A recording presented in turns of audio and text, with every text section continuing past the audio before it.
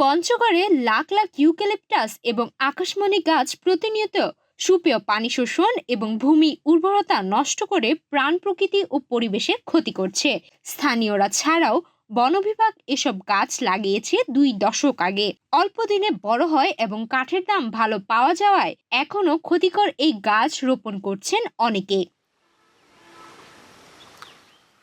পরিবেশের ক্ষতি করে বলে সরকার 15ই মে ইউক্যালিপটাস এবং আকাশমণি গাছ লাগাতে নিষিদ্ধ করেছেন। পঞ্চগড়ের পরিবেশ কর্মী এবং স্থানীয়দের দাবি, পুরনো ইউক্যালিপটাস কেটে ফেলে পরিবেশ বান্ধব গাছ লাগানোর। পরিবেশ বিজ্ঞানীদের মতে বাংলাদেশের জলবায়ুর জন্য অত্যন্ত বিপজ্জনক গাছ হলো ইউক্যালিপটাস। মাটি থেকে অতিমাত্রা পানি শোষণ করে ইউক্যালিপটাস এবং আকাশমণি গাছ পরিবেশের মারাত্মক বিপর্যয় ঘটায়। এটি দেশের উত্তর পশ্চিমাঞ্চল এবং দক্ষিণ পশ্চিমাঞ্চলে বেশি পরিমাণ রোপণ করা হয়েছে। একটি ইউক্যালিপটাস গাছ আশেপাশের প্রায় 10 ফুট এলাকায় এবং ভূগর্ভের প্রায় 50 ফুট নিচের পানি শোষণ করে প্রস্রবণ প্রক্রিয়ার মাধ্যমে প্রকৃতিতে ছেড়ে দেয়। এই প্রক্রিয়াটি 24 ঘন্টাই চলতে থাকে, ফলে দ্রুত মাটিতে পানি শূন্যতা দেখা দেয়। এতে আশেপাশের অন্য প্রজাতির গাছও জন্মাতে পারে না। এই গাছের কারণে মাটি শুষ্ক হয়ে যায়, ফলে মাটির উর্বরতা কমে যায়, যার কারণে অন্যান্য ফসল উৎপাদন হয় না। এমনকি গাছটি কেটে ফেললেও মাটির উর্বরতা ফিরে আসতে দীর্ঘ সময় লাগে। এই গাছের ফুল ও ফল ঝরে পড়লে সেখানে পরিবেশ বিপর্যয় দেখা দেয়। এই গাছের ফুল এবং পাপড়িগুলো বাতাসে ছড়িয়ে পড়লে মানুষের শ্বাসনালীতে ঢুকে শ্বাসকষ্ট এবং হার্টের অসুখ সৃষ্টি করে। ইউক্যালিপটাস গাছের পাতায় এক ধরনের অ্যান্টিসেপটিক থাকায় গাছের নিচে ছোট গাছ বাড়তে পারে না, মারা যায় পোকামাকড়ও। এ গাছের পাতা পানিতে পড়লে মাছের বৃদ্ধি হয় না, গাছের ডালে পাখি বসে না এবং বাসাও বাঁধে না। যেখানে একসঙ্গে সব ধরনের ছোট বড় গাছ, ফসল এবং জলাশয় আছে, সেই পরিবেশে এই গাছটি ব্যাপক ক্ষতিকর। বাংলাদেশের বিভিন্ন অঞ্চলে রোপণকৃত ইউক্যালিপটাস গাছের কারণে সেসব এলাকায় ফসল ও জীববৈচিত্র্য হুমকির মুখে পড়েছে।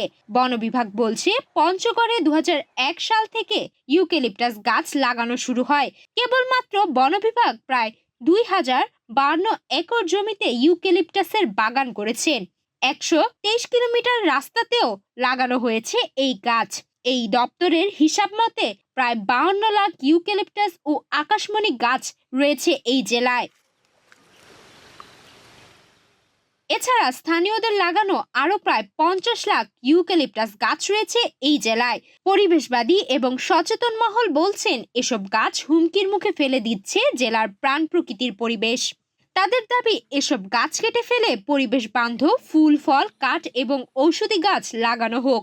সব মিলে যে বিষয়টা সেটা হচ্ছে যে আমরা এই ক্ষতিকর খালি ইউক্যালিপটাস এবং আরেকটা আছে রেইন ট্রি, এই দুইটা গাছ মিলে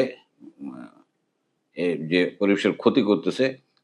কাজেই এই যে বিদ্যমান বাগানগুলি আছে, যে বিদ্যমান গাছগুলি আছে, এগুলো সবগুলো কেটে ফেলার দরকার।